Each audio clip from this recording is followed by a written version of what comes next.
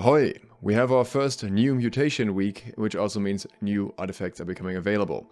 And after this video, you may potentially wish that I never told you or told anyone about this, because this may affect the meta more drastically than most other artifacts in not necessarily fun ways for everyone involved.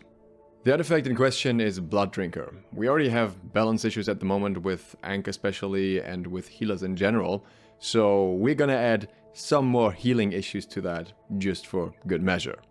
Blooddrinker drops from Grain Growth Regent in Starstone, and this has to be on mutation level 1 or higher. The chance to get an artifact is intended to be higher on higher levels of mutations.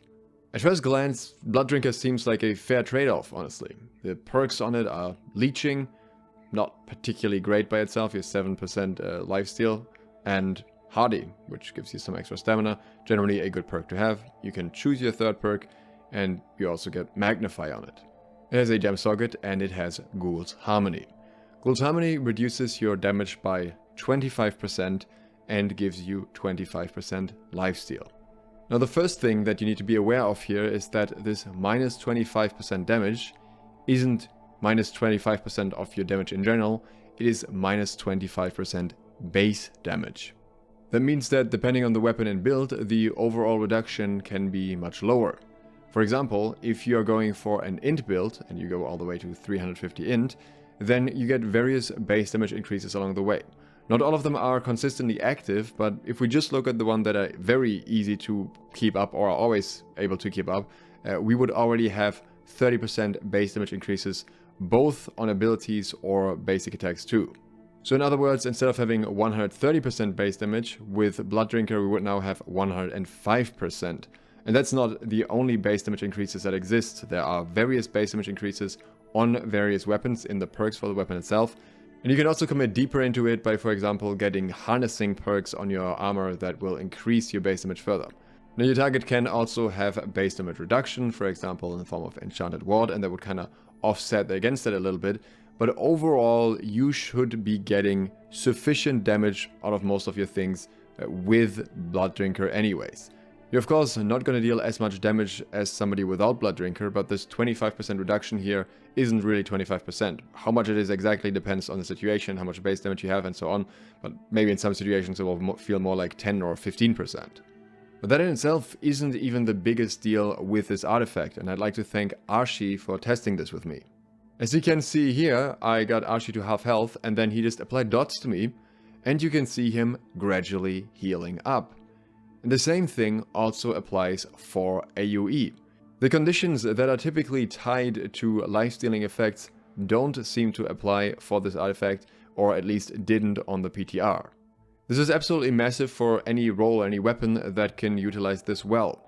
In particular, AoE mages or dot-heavy builds that still want to have some form of sustain in them, especially if you're not getting healed much by others, should benefit from this a lot. For example, as a fire mage, you could use a flamethrower and heal for all of the ticks that you apply at the same time, or as an ice gauntlet user, you could heal with ice storm. As a void gauntlet user, you would also get a lot of heal in general, especially with the disintegrate applications, and you already get some healing with void gauntlet anyways. So there are many potential interesting options for this to just have a massive impact on your overall survivability and also your self-sufficiency. Obviously this works better the more targets you have around you and the more dots you have available to yourself, so this is not going to work equally well for every build. I think especially for purely lifesteal focused builds that are more melee oriented, this isn't necessarily always the best case, but that's maybe also not the purpose for it. I see this especially having a lot of application in places like Outpost Rush or in open world PvP, where you are fighting larger groups and where having the max burst possible isn't your only priority, but survivability is too, because you are maybe getting turned on and you may not have a coordinated team that will always peel for you. So I think this is absolutely an artifact worth hunting for, though I am sure I will regret saying anything about this the moment I run into the first flamethrower Blooddrinker user that completely out-heals my damage while burning me to death. If you haven't cleared the Starstone Mutation yet and you want some tips for that, I will link my guide about that here, so you can check that out if you're maybe a returning player. And if you're interested in more info like this in the future, then consider subscribing and clicking the bell so you get notified.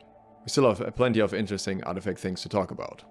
If you'd like to support me further and get your most burning expansion questions answered directly, then consider supporting me on Patreon.